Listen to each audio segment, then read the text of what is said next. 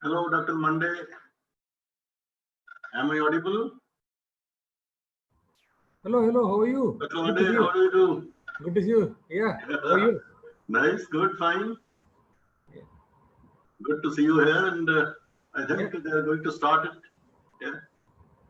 Yeah. We are going to start in about 2 minutes or something. Yeah, I believe so, yes.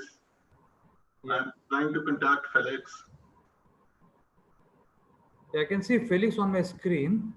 Uh-huh. But we're all muted because it's just starting. Okay, fine.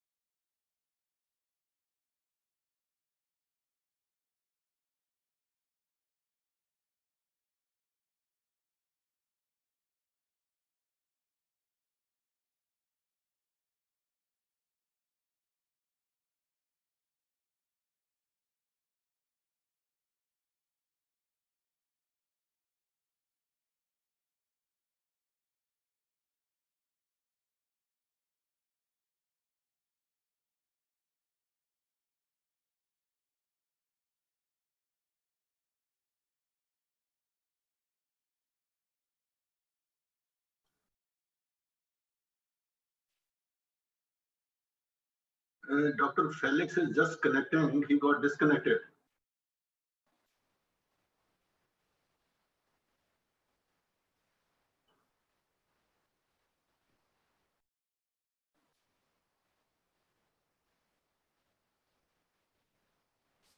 He's online, sir. Okay.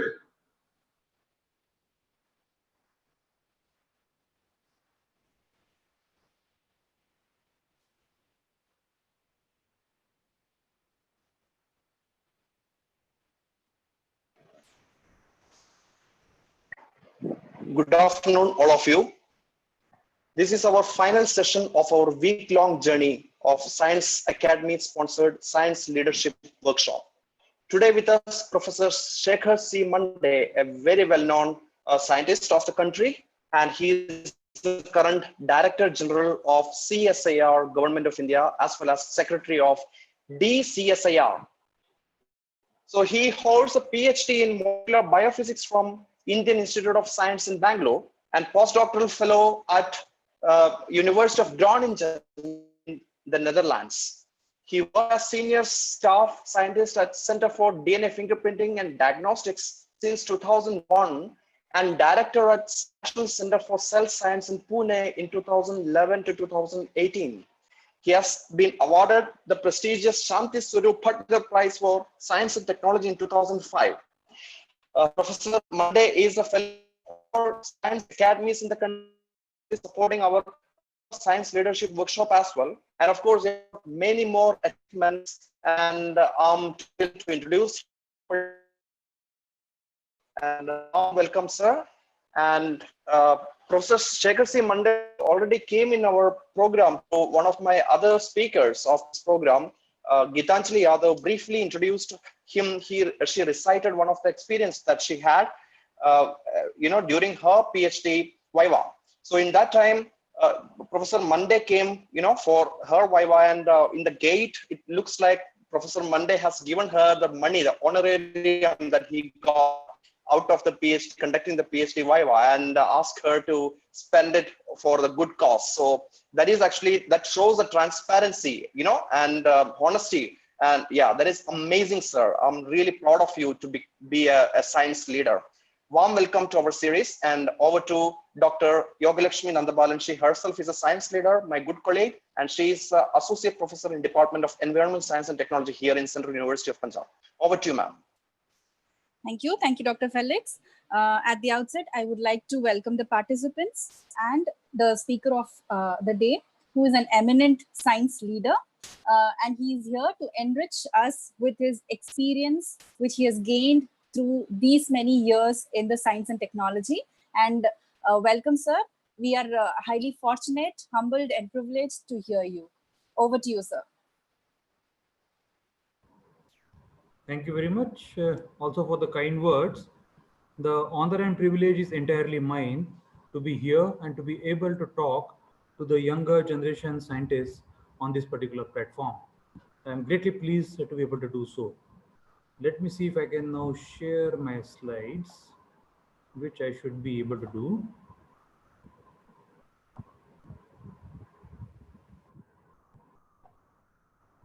I hope you are able to see my slides.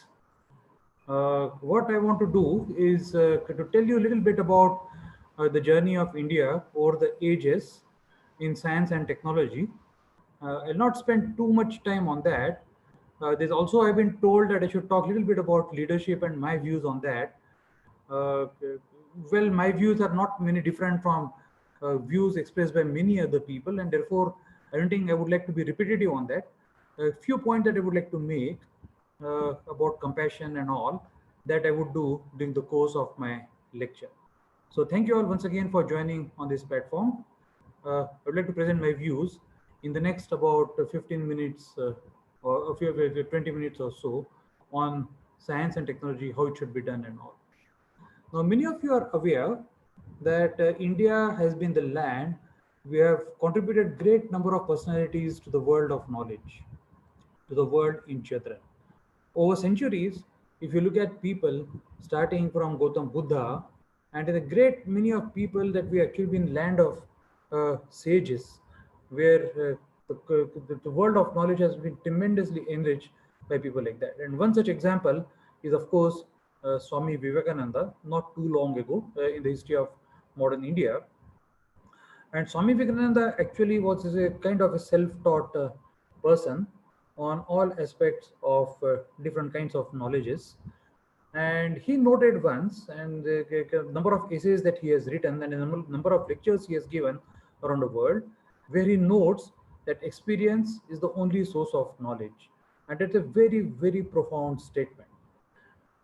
He actually goes on describing people who gain knowledge by their own experience, and then he says that these are the people who speak in the same language, the same tone, and teach the same truth all around the world, irrespective of what they may actually call their own philosophy or religion. And that's what he says is the real science of religion. If you view modern science in general, the modern science, that is the way it has been practiced, maybe in last about 300 or 400 years, is we follow a very simple method of science. And the method of science that we follow is based upon observations or characterizations that we do of the phenomena around us, in which we raise certain hypotheses and we raise questions. Based on whatever we might have learned in the past, we try to predict what these hypotheses or questions may be and set up experiments to address this particular hypothesis and questions. One of the important components of modern science, of course, is the peer review system.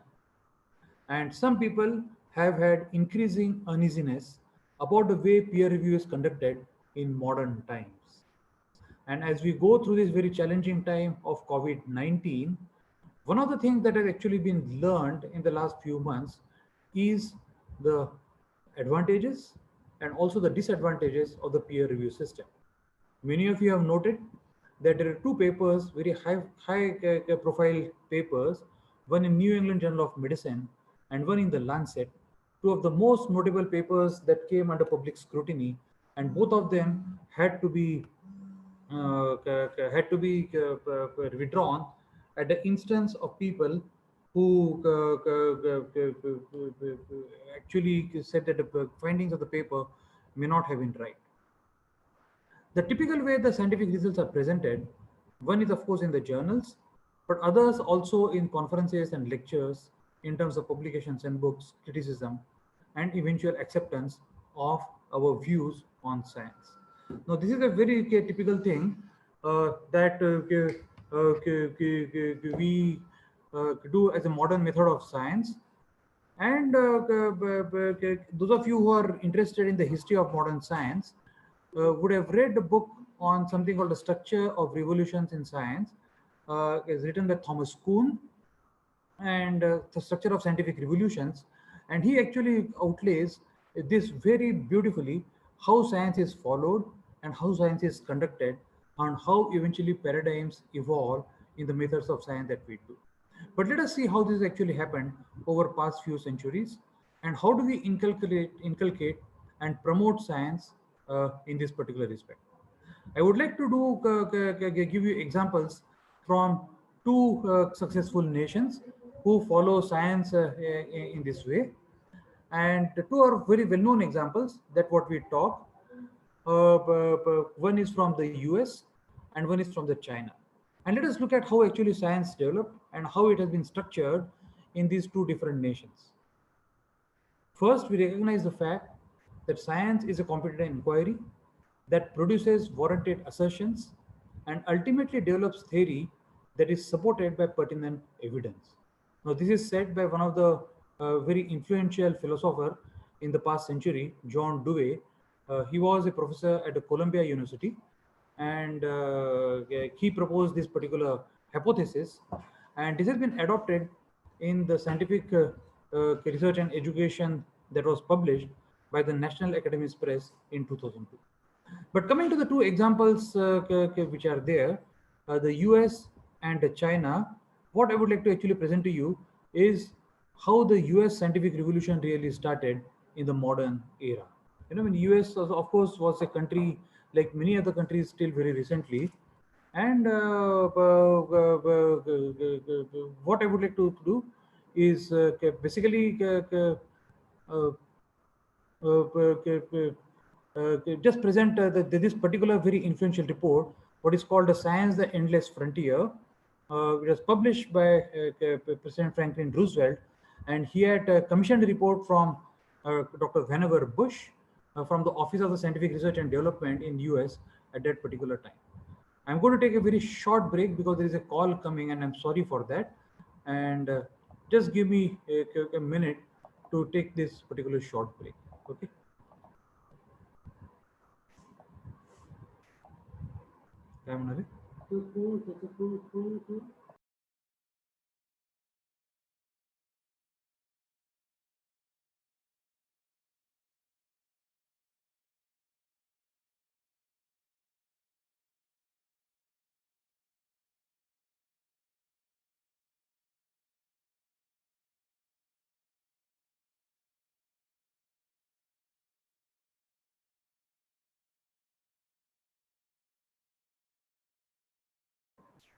We are living in the times of Corona, and therefore this kind of interruptions, please bear with me, that they do happen, and I'll be back with you in about just 2 minutes.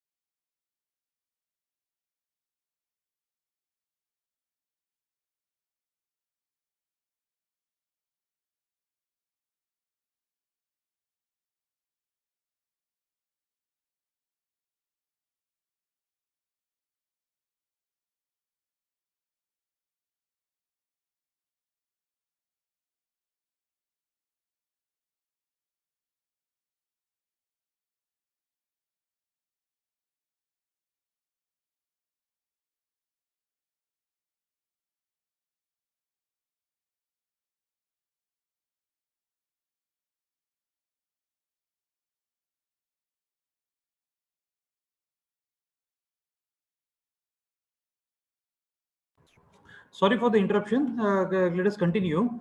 I wanted to take two examples of two different countries. One is the US and one is the China. And this is the report that was commissioned by President Franklin Roosevelt in the aftermath of World War II. And it was sought from Dr. Vannevar Bush. It's a very famous report. And I would recommend all our young scientific leaders to read this report if possible, as and when it actually comes. It says the science, the endless frontier. And this is the thing that President Bush wrote to Vannevar Bush, President Roosevelt wrote to Vannevar Bush. And what Vannevar Bush actually noted in this is something very important. He said that during the wartime, science and technology has helped the US enormously. And although the science and technology has helped enormously in this, there is no reason to believe that science and technology can continue to have the progress of the society even after the war season. You know, and that's the very, very important thing that it reads. And I'm going to quote, and I'm going to read this quotation here for all of you. It says, "There is, however, no reason why the lessons to be found in this experiment cannot be profitably employed in times of peace. The information, the techniques, and the research experience developed by the Office of Scientific Research and Development and by the thousands of scientists in the universities and in private industry should be used in the days of peace ahead for the improvement of the national health, creation of new enterprises, bringing new jobs, and the betterment of national standards of living." Unquote. Now, this actually is a very profound statement. As all of us know, that science and technology played a very, very important role in the development of US as a society during the times of the wars. But whenever Bush argued that even when the war is over and during the peacetime, that we could use science and technology as a very powerful tool for the development of society, and cannot be even more true in the current period of Corona. I would like to emphasize that we are going through one of the biggest crises of humanity in recent times, and S&T is playing a leading role in the mitigation of COVID-19. And the solutions would be possible only through S&T interventions against COVID-19. But there is no reason to believe that once we have won the war against COVID-19, we should not continue using science and technology for the general improvement of the society. And of course, all over the world, this is recognized, but it's good that we also recognize that for ourselves, this particular aspect. The second example that I would like to actually put in front of you is that of China. Once again, both these examples are very famous. People do talk of China, and we have a tendency of comparing everything with the developments of China and compare that what we can do in India here. During the 1980 Olympics that happened in China, one of the things that China actually very proudly displayed to the world were the four major achievements of China through the ages: the compass, the printing press, the paper, and the gunpowder. And all of us know that Deng Xiaoping, widely seen to be the architect of modern China, in 1978 when he took over, he said that there are going to be four pillars of China development. And the four pillars were going to be agriculture, industry, national defense, and science and technology.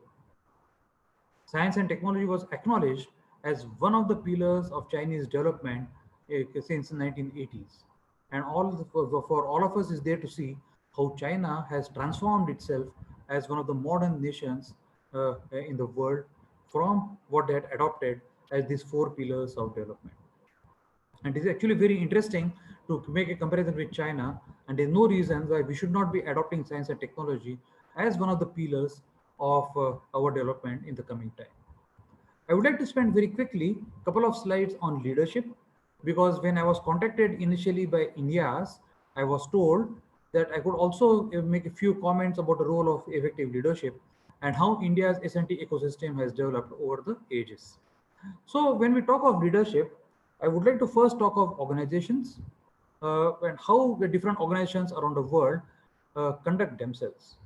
And what are the characteristics of good S&T organizations and good S&T research places around the world? The three main characteristics that all organizations have. Number one, all the good organizations share common shared goals, right?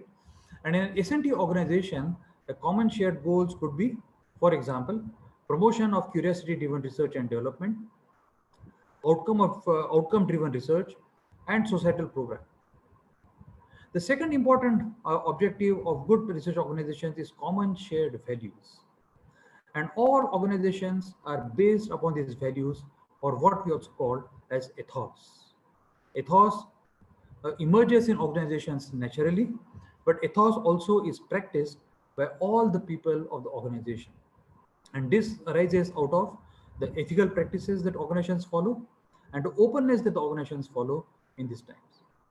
And the third important point good organizations follow is sensitivity to the needs of its people. For example, the robust human resource policy and sensitiveness of services offered to general public. Now, these are the three essential things that good organizations have around the world, and the leaders who lead these organizations have very characteristic things. And I want to give just 2 or 3 examples of how different people follow leadership positions. In general, it has been recognized that leadership can be of many different kinds. There can be leadership which is very directive. That is, this is very top driven. This leadership takes a call on how the organization should behave, what kind of directions organization should take, and then directs all the people of the organization to do according to these particular directions. Leadership can be consultative and leadership can be participatory. These two are somewhat similar, although there is a subtle difference between the two. In this leadership, leaders typically take opinions of the people under them or a people of a select people, the group of people in the organization. In the participatory leadership, we also allow the people in the organization to express their opinions and then evolve consensus around them. In the typical consultative leadership, a few group of people who are consulted for major R&D decisions or major decisions related to the organizations, it is understood that a group of people sit together, including the leader, and then they take a call on what direction the organization should take. One is to remember here, in this style of leadership, many different people express their opinions, even if the opinions are not in confirmation with the leader himself or herself, or the leadership of the organization at that time. The job of a leader is essentially make sure that all the people have freedom to express their opinions.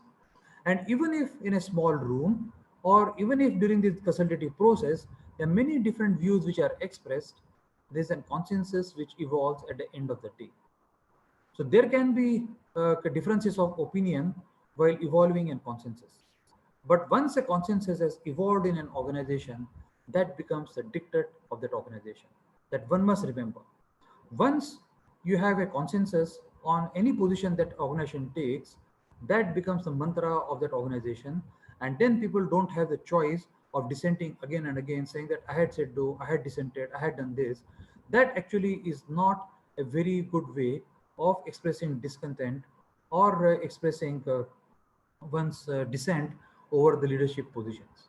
So consultative leaderships actually make sure that all are concerned or are consulted before any major leadership position is taken, and then a consensus is evolved in a particular one. There's a fourth type that is called laissez-faire leadership, and this one, of course, is allow people to do what they do and essentially give a lot of flexibility to good people in the organization to do what they do.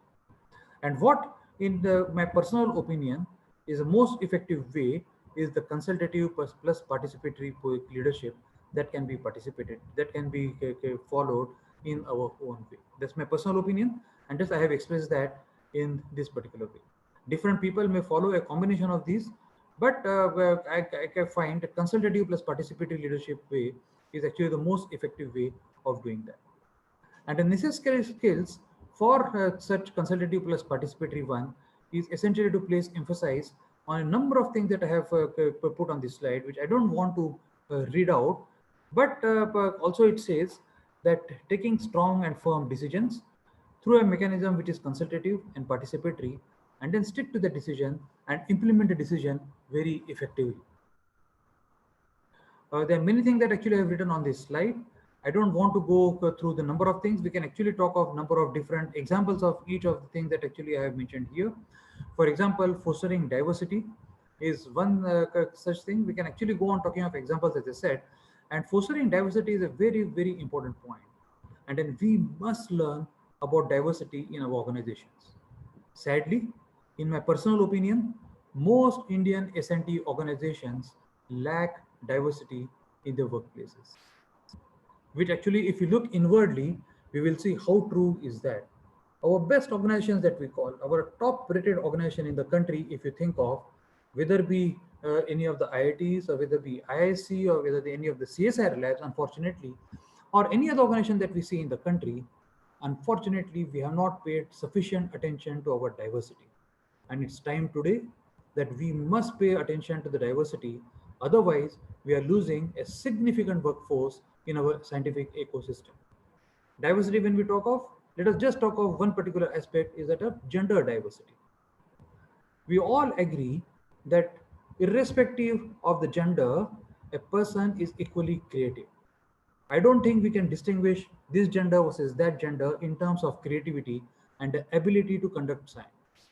And therefore, if we don't follow gender diversity, we are essentially denying opportunity to 50% of the people in an organization. And therefore, the organizations are significantly harmed if this kind of diversity is not followed. And we must find ways of fostering diversity in our organization. And I've given only one example of gender, but there can be also many other examples of following diversity in each of our organizations. I don't want to go through once again, as I said, in each of these points mentioned in this slide, but I just want to highlight one point to the budding leaders of science who are listening to me here today. And one point that actually you must make sure is that our organizations are built up upon contributions made by younger people. And therefore, we must give sufficient flexibility and sufficient freedom to the younger people as much as possible. We must listen to their views. Very often, this is not done in many of the organizations, once again, very sadly, but we must do that. I remember when I was a young scientist, I was quite often told by some of the then elder people that in our days, when we came to the lab, what we got was only like this. Why are you asking for more in your lab? Now, this I think is a losing argument in today's time. If we actually go back upon our own time and look at the difficulties that we had faced in our own time when we are developing ourselves as scientists or students, we must have that kind of empathy for the younger generation today. When we look back upon our time, the difficulties faced by us must not be faced by the difficulties of the next generation. Only then we will be able to make our S&T ecosystem a better S&T ecosystem of the world. The difficulties that we face in our own career, we must endeavor to remove those difficulties for the incoming generation, and only then we can actually have a better empowerment of the younger people. I want to give a few examples and then I want to stop. What role does the state play in promoting this certain S&T ecosystem? State, in the sense, the leadership and the organizations such as CSIR, DST, DBT, or institutes such as IITs, ISC, ICERs, and so on and so forth. What role do they play in generating this? And one of the major roles the state plays in any of these is that of creating the infrastructure. I want to give an example from history in this. This is an example of Kalyanai Dam constructed on the Kaveri River near Trichy. Is an example of how the state has played an important role in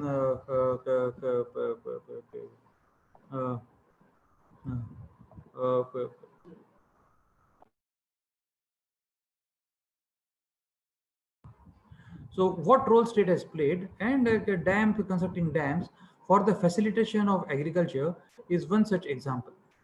Uh, Another example that I would like to give, just give me 1 minute, 1 minute. Once again, there is Corona times, so please give me a minute.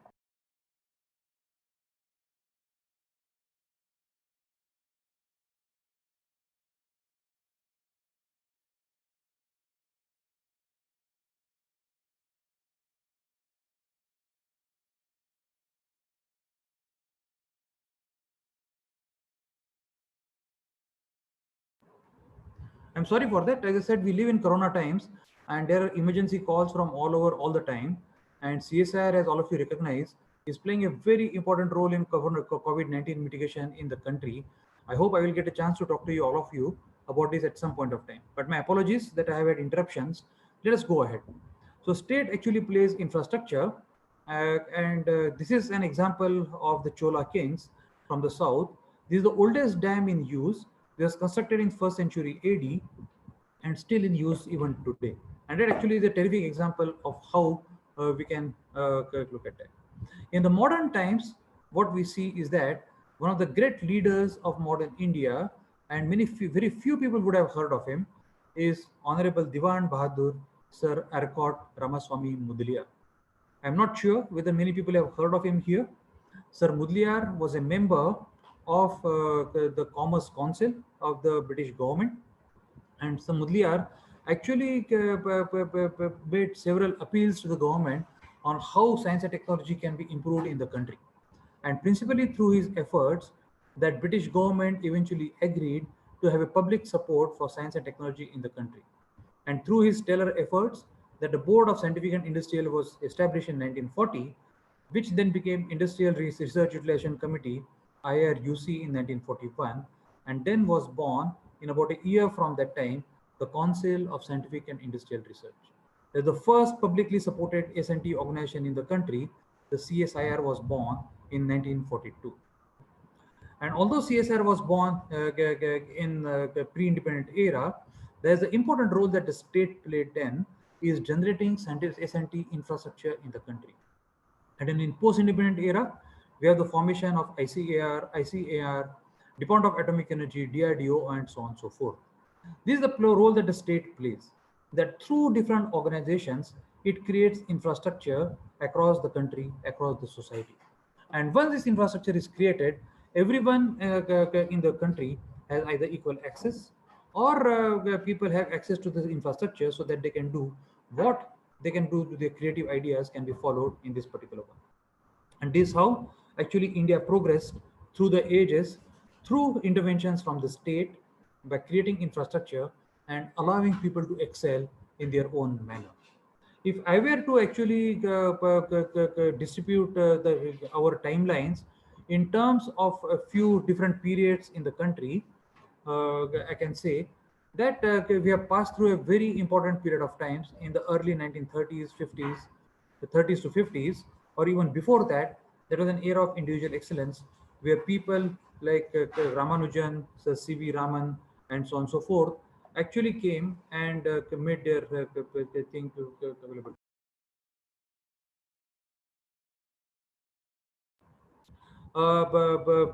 Then came the era of self-reliance in 1950s to 1970. And as all of you are aware that when the British left India in 1947, we were deprived of everything possible in the country. Our country, everything that had been deprived of was possibly deprived of us in the country. Many of you remember 1942, 1943 saw one of the worst famines of the generation. A large number of people succumbed to hunger.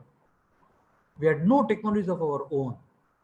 Our industry had been completely vanquished. We had to rebuild the country on our own. And it is then that the country decided to adopt science and technology as the driver of promotion of our society. Among the many countries that became independent in the same time period, about 60 or 70 countries in the entire Southeast Asia, in South Asia, and in Africa became independent about the same time period, 5 or 10 years plus minus. India is a unique country which adopted science and technology as a part of its constitution. We should be ever thankful to the people who wrote our constitution that we adopted science as the major driver of our development. And because of that, 1950s to 1970s era, we were able to develop, we were able to pilot a country through green revolution, through milk revolution, and through the blue revolution to what we are here today. Compare ourselves to the 60 other countries which became independent at about the same time. In the 70s to 90s was an era of technology denial, and once again, the scientists and the technologists fraternity of the country stood up and then made fantastic contributions to this. And then came era of IP generation and globalization post 1990. And CSIR has actually played a very important role in each of these. I don't want to go on giving example of CSIR, and I do hope I get another opportunity to talk to all of you one day to tell you about how CSIR has contributed in each of these fundamentally in the growth of the nation. Today, what we are is an ecosystem that has been presented to us through this very fascinating development since 1947. What we have created in the country are a large number of institutes of national importance, IITs, ISC, ISERs and all. We have created some fantastic universities, the central universities, the state universities, the deemed to be universities, the private universities is an emergence of phenomena that we are watching now, and some fantastic private universities are appearing to be just around the corner on the development. There are other private universities which have been around for several years. They're already doing a great job, but a few other private universities which have emerged in the last few years are doing a great job. And we are actually in a very fascinating time period when we see emergence of many new IITs, many new central universities, many new ISERs, and many new private organizations. On the other hand, we also have national laboratories, a great national laboratories which have contributed to the nation and are continuing to do that. And what we have are also private organizations. This is the overall S&T ecosystem of the country that what we have. We have a number of problems lying ahead of us. Atmanirbharta is one such problem that is lying ahead of us. And it's the duty of all of us to come together now, all the institutes of national importance, all the universities, all national laboratories, and the private organizations. We must join hands, we must join forces to make sure that our society deserves a better place in the world history in future. Thank you all very much. I want to leave you with these 7 guiding principles of Mahatma Gandhi for the work that we want to do for future from the younger leaders who are in the audience, and this should really be our guiding principles. I'm just going to read it for you and I will stop after that. Is wealth without work. They're the 7 sins that Gandhi said we should avoid all these sins. Wealth without work, pleasure without conscience, knowledge without character, commerce without morality, science without humanity, religion without sacrifice, and politics without principle. Each of these is a sin worse than the other. And notice the 5th one, science without humanity. Unless we develop empathy for other human beings, we will not progress as a society. We will not progress as humanity. And therefore, we must inculcate humanity in the science that we practice today. Thank you all very much. Thank you so much, sir. It was actually enlightening. You have touched the different aspects of leadership as well as how a country can grow and the different pillars, what a country to focus on, especially science and technology, which is playing a great role, which is a need of the hour in this COVID crisis, and how a nation can improve with science and technology, and even the post-crisis era, how a nation should focus on science and technology and then grow. That is the key point or the need of the hour. And you, Dr. Yoga? as you, yes, sir. Sorry for interruption. Yeah. Professor Mande, could you please exit the window, the presentation window, so we can see your face? Perfect. Yeah. Then to continue, then you added, we have been listening to leadership talks from many different science leaders and young science leaders. But you added a new aspect and a new dimension to leadership, and where you stressed upon the fostering diversity, not to look into the gender diversity. You have to have more diversity where an organization can excel and progress in science and technology. And also you discussed about how to enlighten the young minds. And it is also essential for an organization to succeed. It has to listen to the young minds. That is, again, a very important point and the need of the hour. Thank you so much, sir. I'm sure the participants would also have enjoyed your talk. With this, let's take some questions.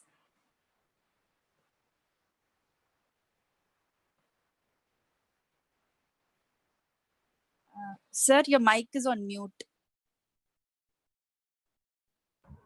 Yeah, you have to tell me the questions. Yes, sir.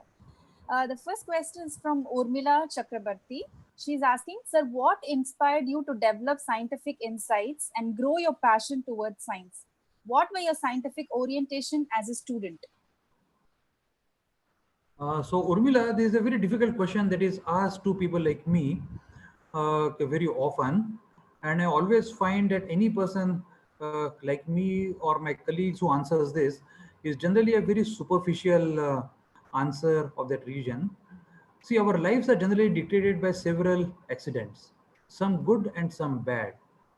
And many people claim that I was fired for passion for science since I was 2 years old, or since I was 5 years old, or whatever. And generally, I find it difficult to believe that most of us have been led by a series of accidents in our life. And although many of us have had interest in science, including me, as my student days, it was just an accident of some kind that I decided that I did not want to do engineering or medicine, but rather wanted to pursue science as a possible way of meeting my aspirations. And one thing led to another, and ended up doing PhD in ISC Bangalore. And that's where I realized that science can be so exciting. Discovering new things can be very exciting.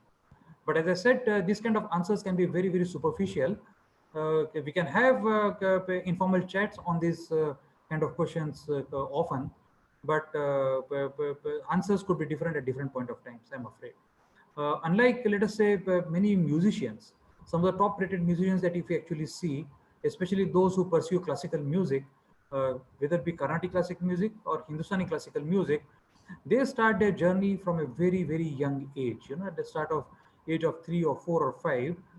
Their parental thing with the parental inspirations, they do that. Scientists is a bit different. Although I come from a family where my father himself is a professor of physics, I wouldn't say that my journey began at the age of 5 into the natural spirit of inquiry or whatever. So as I said, I would not go into further details because it can be a very superficial answer. Thank you, Urmila, for asking that question.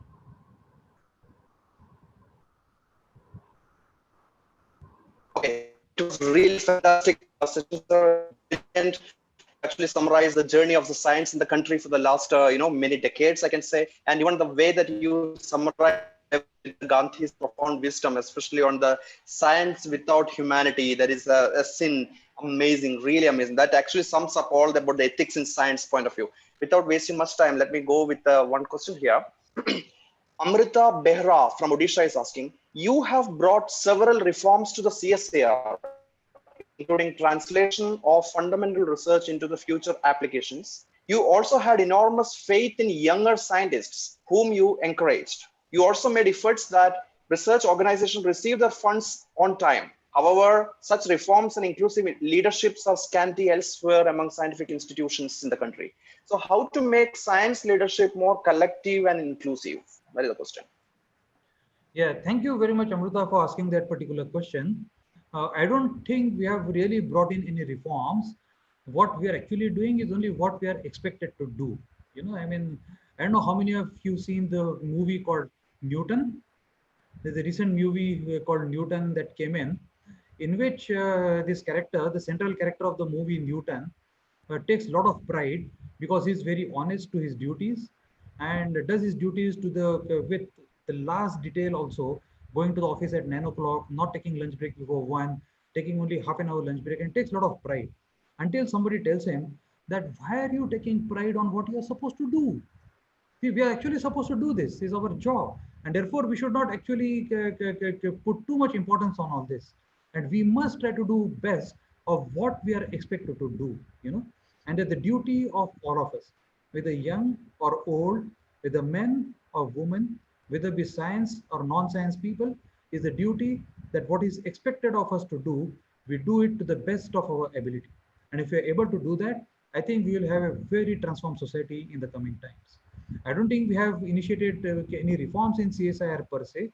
What we are trying to do is essentially what the forefathers of CSIR set it out, the aspirations of CSIR, and what the society actually has aspiration about CSIR. We are trying to fulfill that through collective efforts. So we are trying to involve everyone involved, everyone in this process, whether be my colleagues as scientists, with the younger scientists, students, all the staff. We are trying to involve all of them and just trying to see whether CSR can meet the aspirations of the society. That's in a very modest way what we are trying to do. Thank you very much. Absolutely, sir. In line with what you have told now, there's another question from David Paulraj. He's asking, in the scientific era, what module or platform does CSIR provide to the students of India from rural areas to inculcate and promote science? Yes, David, that's a very, very important question. And it has also been raised to us by our political leadership, that how do we make sure that we reach rural areas more effectively? You know, I mean, COVID has brought out one challenge that we had not foreseen earlier. See, many epidemiologists in the past had predicted that such a pandemic is just around the corner and is going to affect humanity in a very bad way. But there is one challenge that we had not foreseen. And I do hope that I get a chance to talk to this particular audience about CSI's interventions and strategies of how we adopted anti-COVID mitigation strategies that were there. But one challenge that we had not foreseen ourselves, and I'm saying collectively the scientific community in the country had not foreseen this challenge. And that's a drawback of the scientific community, that we are not integrated with the social science community of the country. And the challenge is that it is a large scale, there's a massive reverse migration at this time from cities to rural areas. We are not forcing that. We had foreseen the pandemic coming. We had foreseen that something awful is around the corner, but we had not seen that there would be a fallout of that, would be a massive migration of people from cities to rural areas. Now, what does the science and technology community do in such a challenge? We must address appropriate S&T interventions for our rural population. We must make sure that people who are going back to rural areas have very honorable ways of self-sustenance. We must ensure that we have empathy for the rural people. How do we do that?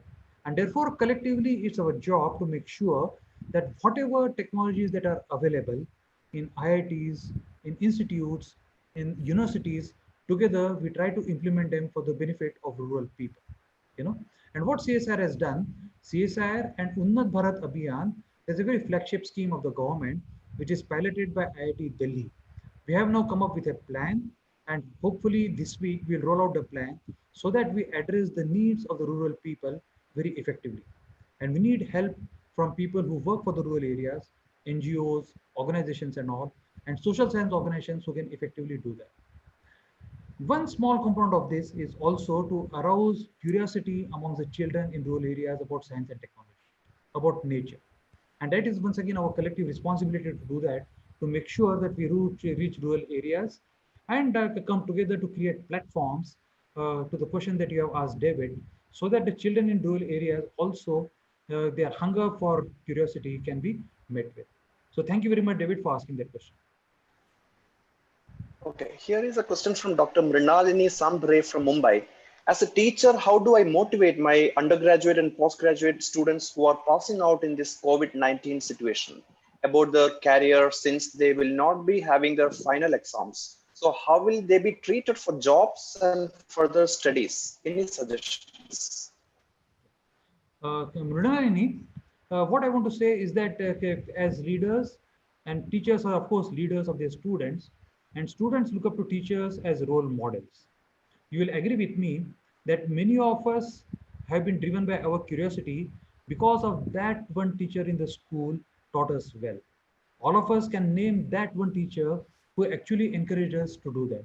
You know, whether be in mathematics, whether be in science, whether be in history, wherever we had, we can trace back our origins of curiosity to that one particular teacher. And therefore, Mrinalini, people like you have enormous responsibility on your shoulders. Then when I was making comments about leaders and teachers as leaders, as I said, there are broadly three categories of leaders. Those leaders who lead from the front, they are brilliant by themselves, and students can actually follow their brilliance and do that. There are those leaders who actually become part of the student themselves and ask questions that students themselves would like to ask, and then actually guide students gently through the kind of questions that they do and follow their pursuit. The leaders who actually take a backseat and allow students to flower on their own. You know, the teachers and leaders they would take a back seat and allow students to ask questions and answer themselves. There are three different kinds of these categories, broad categories of leadership, and one can follow any of these. All of these are very good. The characteristic of the first kind of a leader is, of course, brilliance, and brilliance comes naturally to many people, and brilliant people can actually automatically become very good leaders. And we have many examples of brilliant leaders in the country, as teachers, as scientists, and as many other kind of aspects. Now, coming to the students, how you are going to guide them is essentially telling them that what are the challenges which lie ahead of our society. And there are so many different challenges that are ahead of our society. We can go on in each of these things. There are challenges for humanities, there are challenges for Indian societies, there are challenges for in your own neighborhood. And any of these, actually, if you are able to challenge your students on these, I'm sure there's a good way forward to involve students for the post-COVID period. Thank you, Mrunalini, for asking that question. I would ask you the next question, sir. It is from Bogi Reddy Sahiti. Being a leader is in the most prestigious organization, you are receiving many applications or applicants with research ideas for funding. So what is your views on the kind of change in proposals over the period of time? Change for what? She's asking what is your view on the kind of change in proposals over the period of time? Proposals. Change in the proposals, sir. Change in the proposals. Okay. Yes. Thank you, Reddy Garu, for asking that question. The question is actually that we do receive proposals all the time. I don't foresee any change in our objectives. As I said, the CSIR has an objective on many different fronts.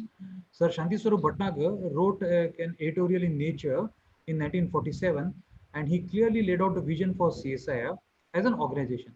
And he said that CSIR will strive to do basic science, fundamental science of the purest kind on one side. On the other side of the spectrum, CSIR would like to see that society benefits by the science that we do.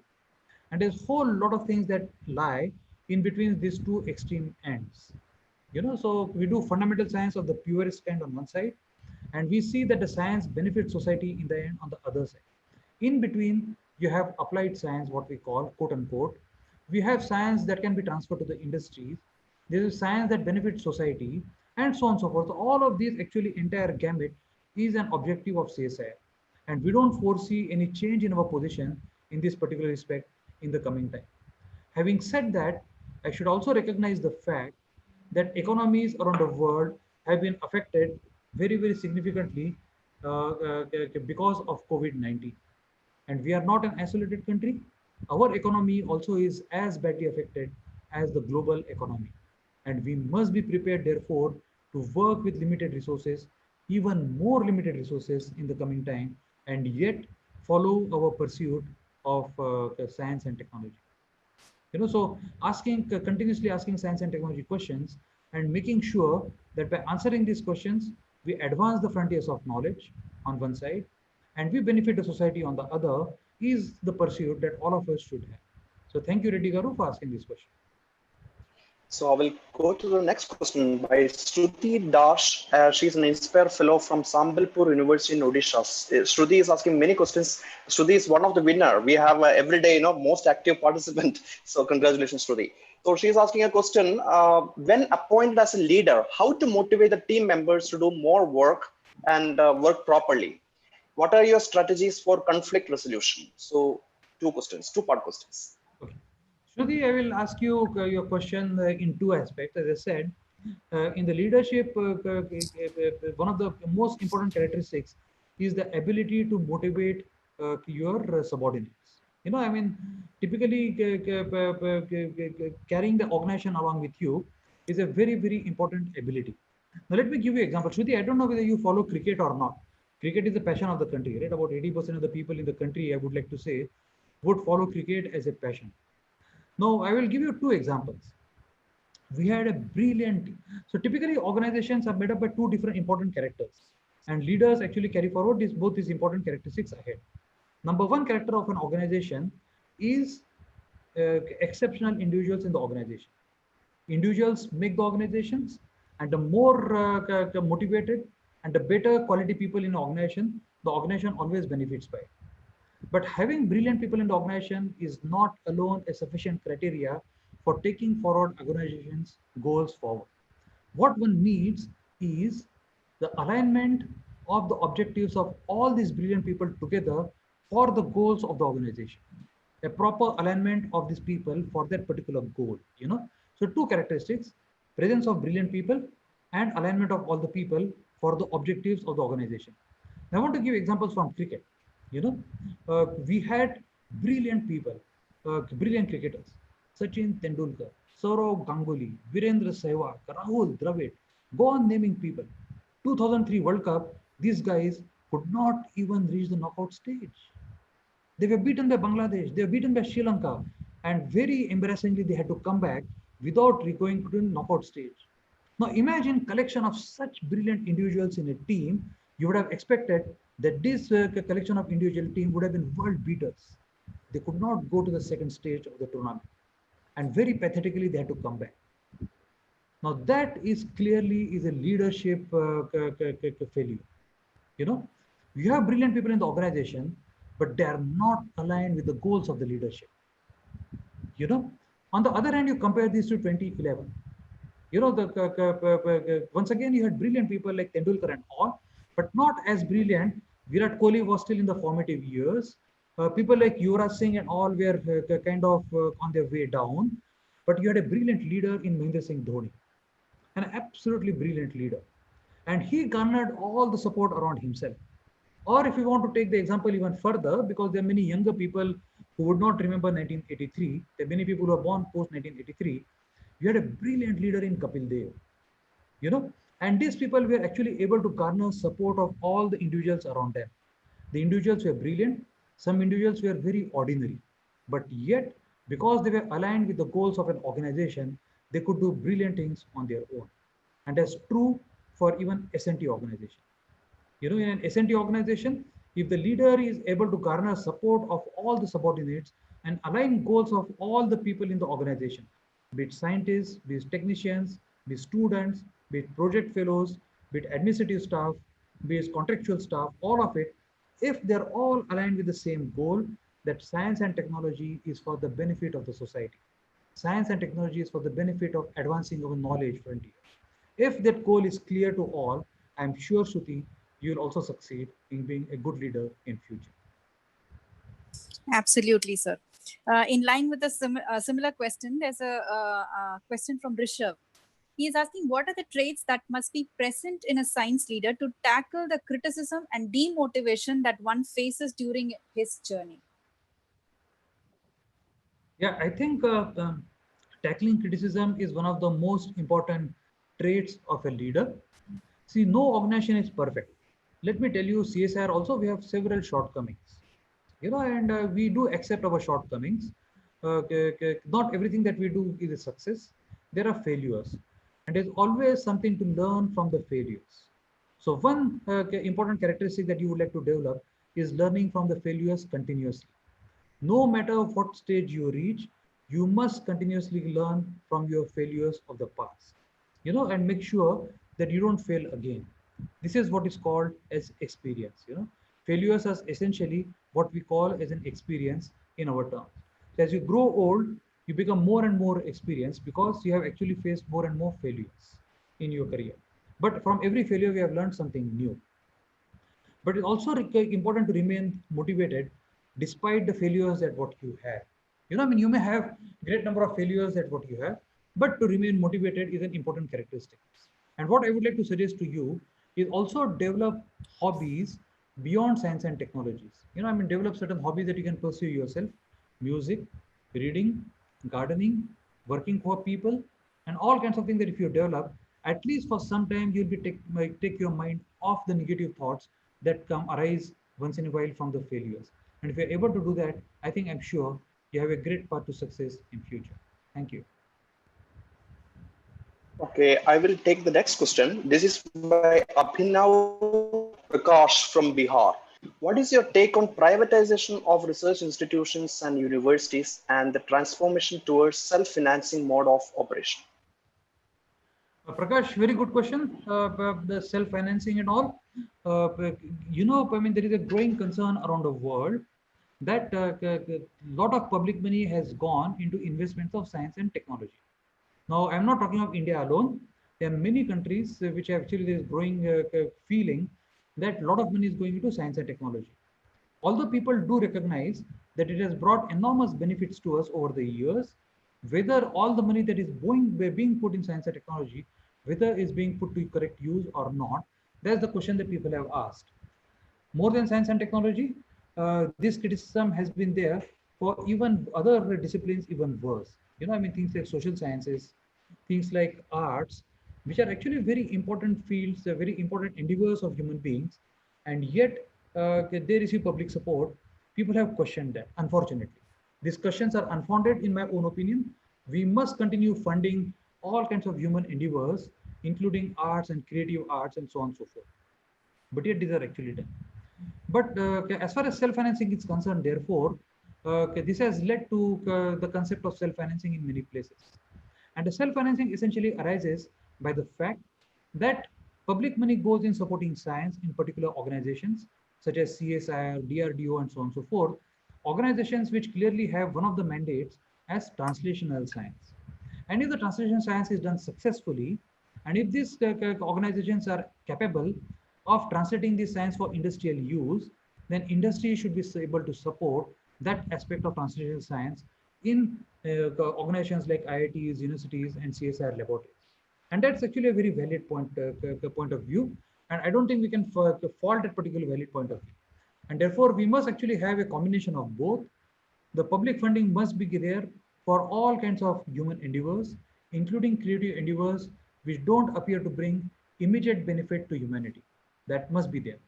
On the other hand, we must also have a very close participation of industry in all our endeavors so that industry can support these endeavors in universities, IITs, and CSIR labs so that we can continuously feed that into industry and we can become to some extent self-sufficient in our endeavor. Thank you, Prakash. I'll present the next question. It's from Chitranjan Sharma. He is asking, like, CSIR has developed several technologies also for common people. How corporate sector should collaborate to make these technology available to all of us? Yeah, Chitranjan, very good question. CSIR actually has made very many different technologies for common people, and we are very proud of that. I mean, the kind of thing. Let me give you one example. If we go to many of our temples, you will find that we offer flowers to the deity there in the temple, right? The flowers, after offering as a deity, eventually find their way into either running water bodies or somewhere. When we eventually offer these flowers into running water bodies such as rivers and nalas, and that actually has an adverse impact on the environment. Now, is there a way of using these flowers more effectively?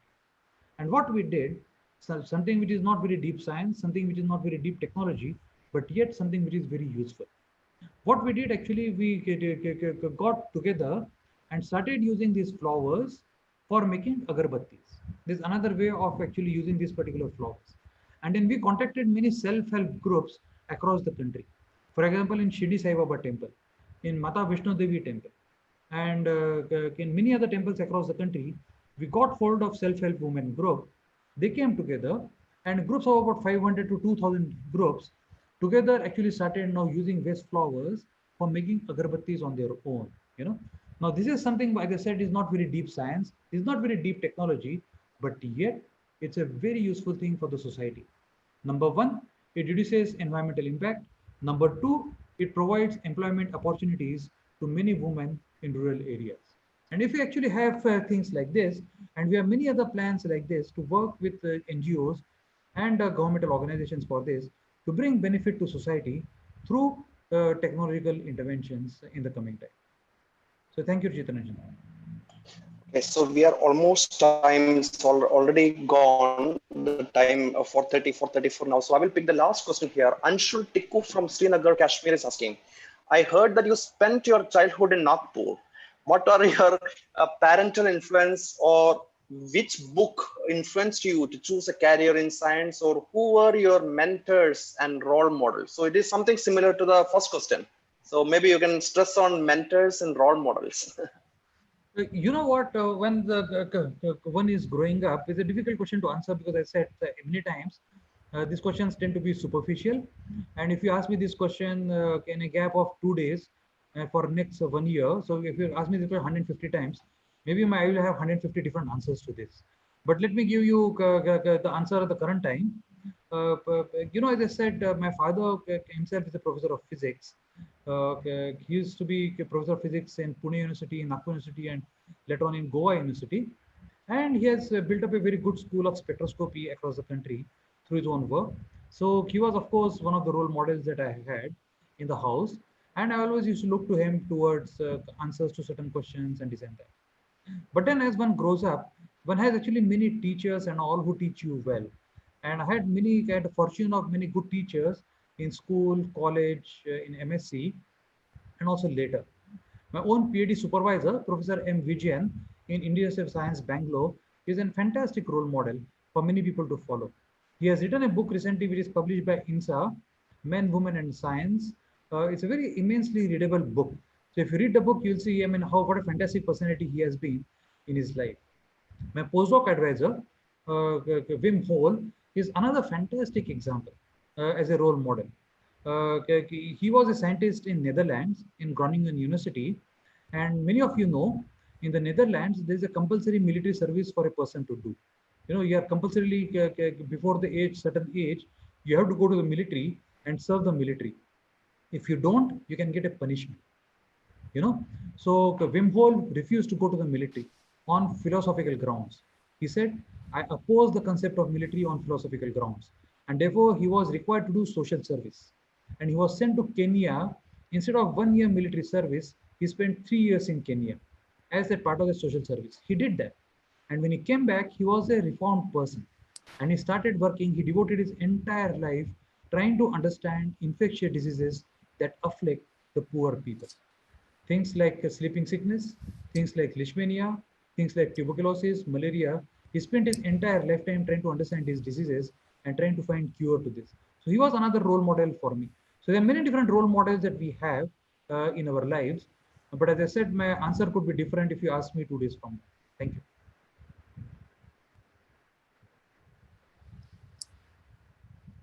So sorry for my interruptions in between. As I said, we are living in very challenging times. But enjoyed being with all of you, and thanks to all of you for giving me this opportunity. Thank you so much, sir. Yes, sir.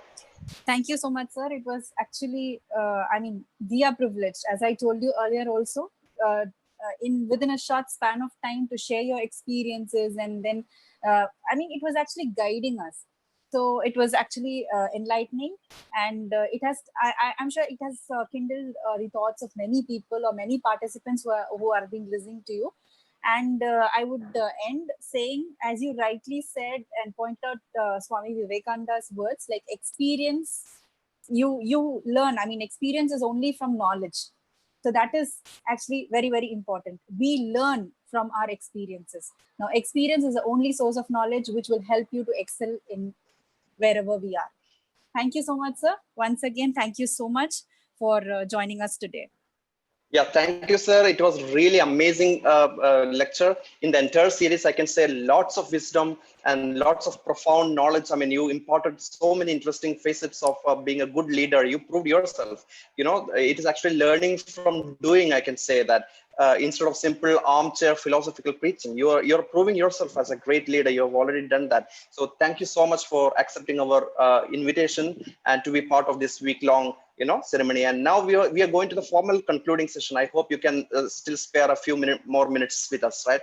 I wish you can conclude the entire session as our chief guest of the day. So I will give a very brief presentation of what we have been doing for the last 1 week, and then I will come back to you, sir. So yes, allow me to share my screen.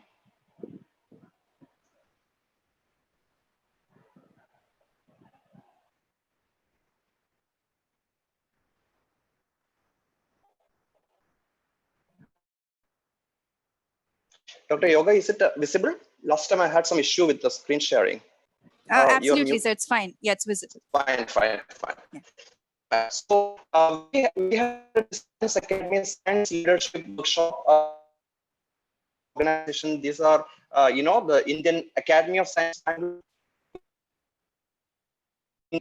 National Academy of Sciences India in Allahabad, of course, Prayagraj. And it was organized by here in Central University of Punjab from June 22 to June 28. So this is, we came to know that this is on the first ever Science Leadership Workshop program in India. So we are really humbled to, privileged to host this event here.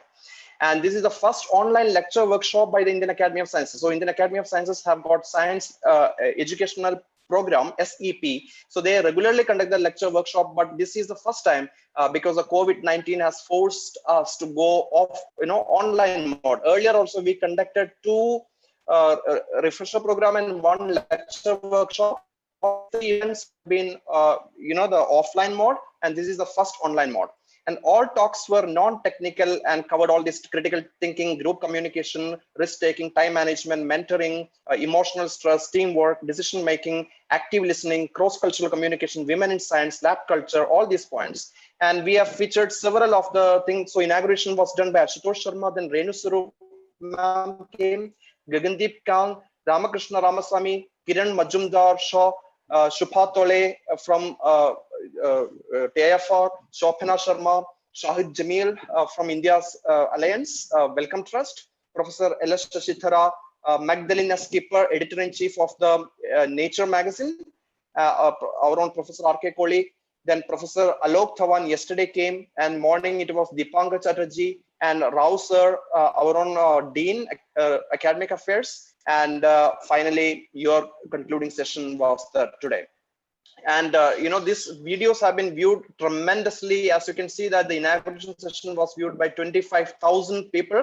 So that actually shows how much is the impact of our program. We are really humbled for the wide outreach, 11,000.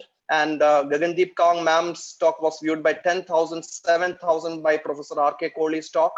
And total we had 26 speakers. And out of which 15 were the science leaders. Majority of them were the academy fellows. And we also had 11 young science leader speakers. And the gender equality in the resource persons also, we were very careful, because the spirit, one of the theme of our program is on the women in science. And that is the theme of the Government of India in the last Science Day as well. So that is the reason that we included a lot of women, 15 female, only 11 males. So that is what 58% were females. And all sessions had 1 male and 1 female moderator. We were really careful about that as well. And the moderator included admix. We had a lot of faculties from central universities, and they are all well-known science leaders themselves. 8 faculties across the various departments in the CU Punjab, and 4 scientists across various institutions pan-India. So it is not merely restricted to the Central University of Punjab alone. So we also had several student volunteers. I'm really thankful to all these volunteers. Rashmita Luha is behind the website, while Deepak Das, he himself developed an app, Google Android app for this workshop. And he is also behind the Telegram, and Sarbani Roy behind the Facebook groups. Soumya Sri Boy, Twitter and Facebook, Adesh Chaudhary, Bineet Kumar Sahu for the reports, Gaurav Agarwal and Naina, Deepak James. Immensely, profusely, I say thank you to the volunteers. They did a fantastic job. Without them, I cannot really do any of this work. Coming to the statistics of the participants, this is the final figure. We had 20,000. Sorry. This one. Yes, 20,205 participants. There is a total number of participants, out of which, as you can see here, a large majority of the participants were from Maharashtra. Maharashtra and Tamil Nadu and Uttar Pradesh. These are the main 3 states which were represented in this one. And country of residence coming 98.8% were Indians, while the rest were a lot of NRIs were there, and expats were there from different countries. And even foreign participants were there also for this program. And highest education qualification, the question, of which 39.8 answered it as masters, while 32.4 answered it as PhD. So I suppose majority of them are early career faculties or scientists. And we also used different social media for reaching out to many people in this one. And we also made a professional networking among the participants to leverage the full power of the social media. So to interact with other participants and the speakers, many of the speakers are part of this Facebook group for the professional networking. So this is our site, the Facebook page, where the people can talk about the issues relevant to the science leadership among themselves as well as with the speakers. And many comments I just want to show you. I'm getting hundreds of emails every day. Just that best part of this talk is that speakers share their life journey with us, which rarely anyone can do. We can get subject knowledge from anywhere, for example, Google, but these inspirational stories live are very rarer to listen. Thank you, Minal Bhatra, for this comment. There are a lot of comments over there. And two extensions of this program is that we are starting, there is something called virtual mentorship for the students. Student participants, there are a lot of participants who are really students. So for by the early career scientist participants. So among the participants, there are many are early career scientists. So we are actually matching the students with the mentor, depends upon their choice. And we are also making a database of the young science leaders who are less than 50 years for conducting the interviews in the same format as follow-up to this workshop. Also, they will be involved with the student virtual mentorship. So these of this program, and for the participants for certification, formal certification in this program, we have already communicated to you. But for informal participation certificate, the participants have to clear one exit exam, which is really simple, depending on the topics that we have already covered. And the link will be shared in the Google groups, Facebook group, and workshop website. So exam is going to be tomorrow from 9 a.m. to 5 p.m. Indian Standard Time. That is 3:30 a.m. to 11 a.m. UTC time. And certificates will be disbursed after the exam. So that is what I would like to say. Coming to the budget, this is a zero budget program. Nothing, travel expense, boarding, everything, all completely zero. And this is the beauty of going online. I'm really happy for this tremendous transformation. It's not merely restricted to our university, but everywhere people are going online. And it's not simply economic benefit, but also tremendous ecological benefit as well, because carbon footprint is also very, very less on an environmental point of view. So we are really thankful for that. So yes, coming to this is the end of our entire program. So the 7-week journey, 7 days or the 1 week long journey coming to an end. So I just want to relay only 3 messages.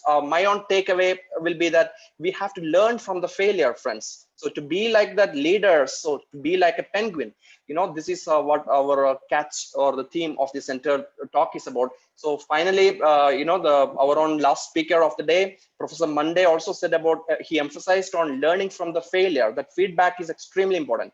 That is one key takeaway from the entire science leadership workshop. In addition, inclusivity is extremely important. We have to be inclusive, cross-cultural communication. And third point is that collective leadership, instead of simple, hierarchical or from top to bottom, it has to be collective. The leadership has to be collective. So with these words, I request our chief guest of this function, Professor Shekhar C. Mande.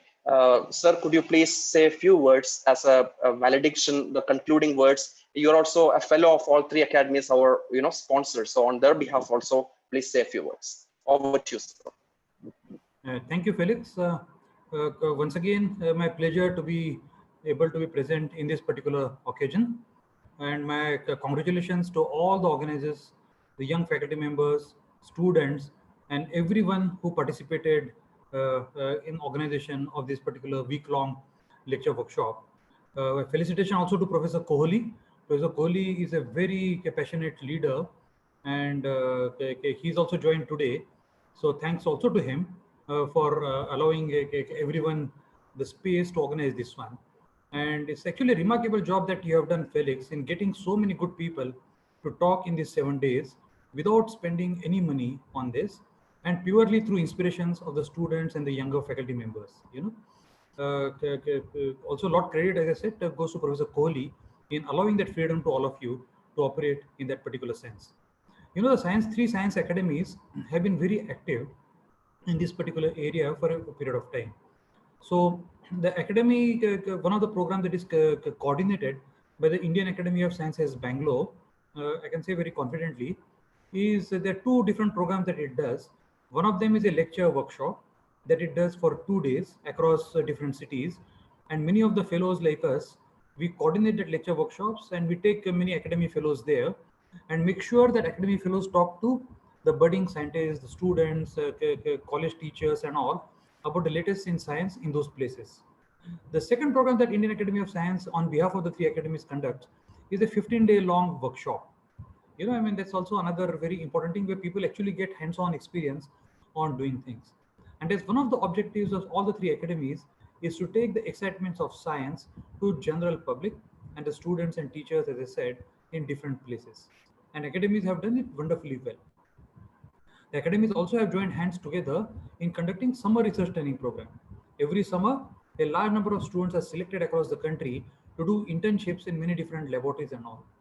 And we must all support these initiatives of the academy if we were to be actually successful and if we are able to take our excitements to the general students and teachers and everyone across the country. And we all do that. Professor Kohli does that. I do that as members of fellows of these academies. So what I would like to do is basically congratulate you for having conducted this so well on behalf of the academies, and all the best to all of you for future. Thank you very much. Thank you, sir. I welcome now Professor R.K. Kohli, our convener of the entire workshop, for formal, valediction to conclude the entire program. Over to you, sir.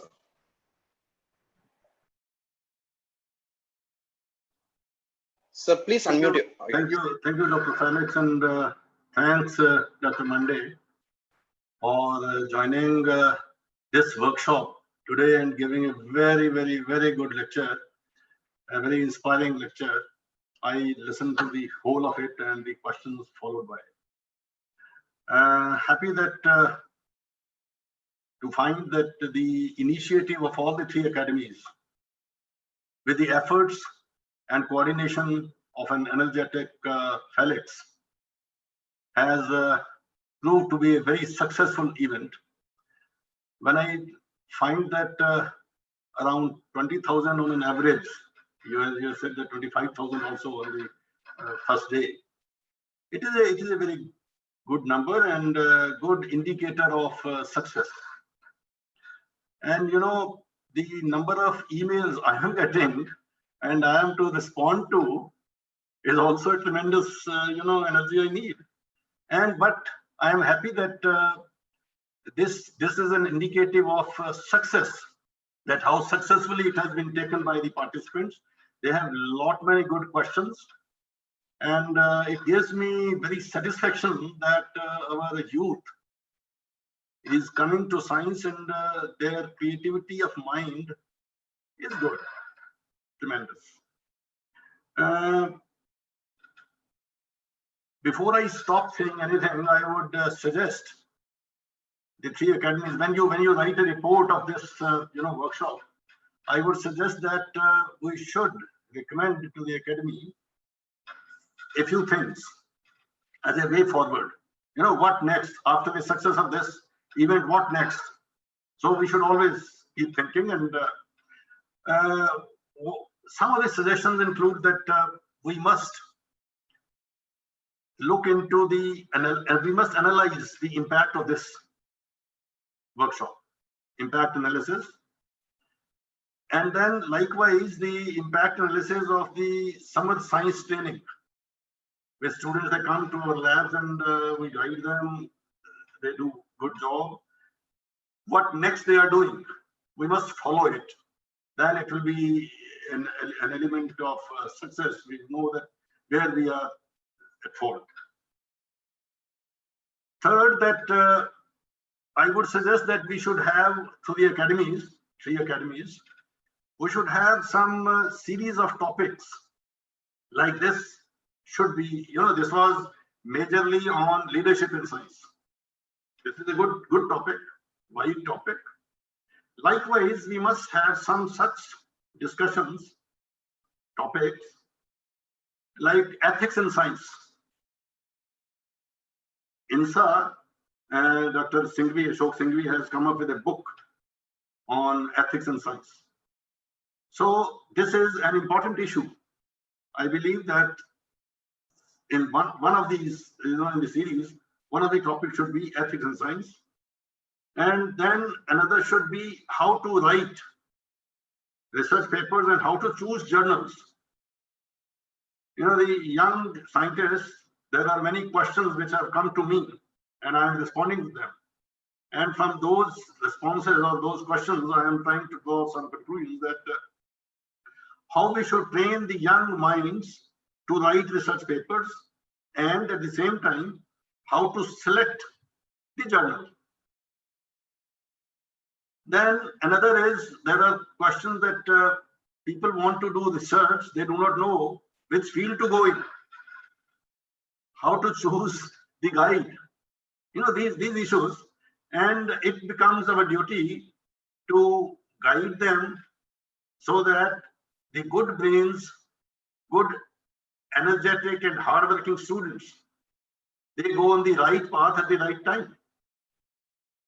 Then I believe we must have some brainstorming session involving all the people, all these young people, on how should we discourage, I am emphasizing the word, how should we discourage publication in paid journals? And at the same time, how should we promote Indian journals? In this, the 3 Academies of Sciences, they had 3-4 days discussion. I was a part of that discussion. And Dr. Subhash Lakhotia from DHU. Yeah, he has a very strong point. And we all need to join hands to promote Indian science and Indian journals. If we do not publish in Indian journals, they will not get visibility. Then is that it is a suggestion that whosoever is listening, is participating in this workshop, they should suggest their institutions to register in ILNIS, Indian Research Information Network System, that MHRD, with the initiative of MHRD, Central University of Punjab, and InflibNet, in the support, financial support from MHRD, we have come up with this so that people, they don't have to spend money for accessing the researches of people. And the last but not the least, I would suggest you, Mr. Dr. Felix, to seek suggestions from the participants on what more topics should be taken up by these academies, so that the fruits of this become more sweeter. So with these words, I express on behalf of the University, Central University of Punjab, and on behalf of your whole team, you are coordinated. Thanks to all the 3 academies for sponsoring this event, and thanks again, double thanks, triple thanks to Dr. Felix for organizing it. Thanks to Dr. Mande and all those participants, or all those speakers who had spent their time and make this workshop a success. Thank you so much. God bless you all. Thank you. Thank you, sir. And you have said about the impact analysis. Definitely, we'll definitely do that, and we will follow up maybe after 1 year to see that how they are actually did this has an impact on their life, on their career, everything. And also the book which you just referred about, Ethics in Science by Professor Singhvi, we have already circulated that book to everybody. All the participants already have the copy of that book by the email, because there is one chapter on women in science by Shobhana. She is also our speaker in our series. So she suggested that this book has to be circulated. We did that. And of course, writing paper and selecting journal and brainstorming session and panel discussion especially with Professor Lakhotia, we will definitely see that. We'll definitely plan, and I will contact the participants for more ideas, and I will communicate I will give that to you. And as a convener, please communicate those to all the 4 academies. Thank you so much. And I just have only one request to all the participants and the panelists.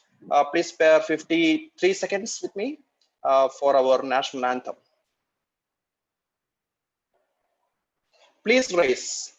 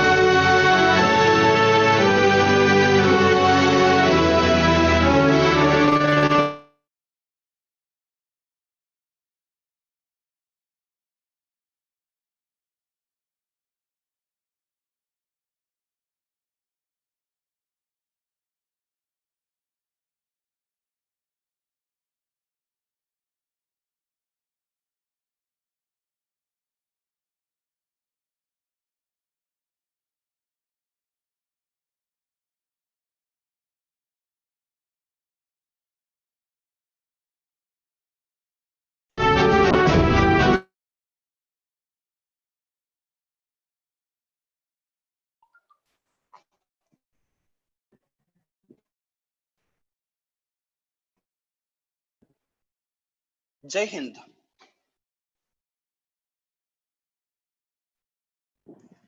Jai Hind. Or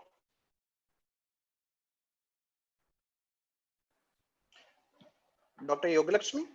Hi, sir. You are the host. I made you host. Could you please exit? Yeah, From, I'll do it. Yeah. Okay.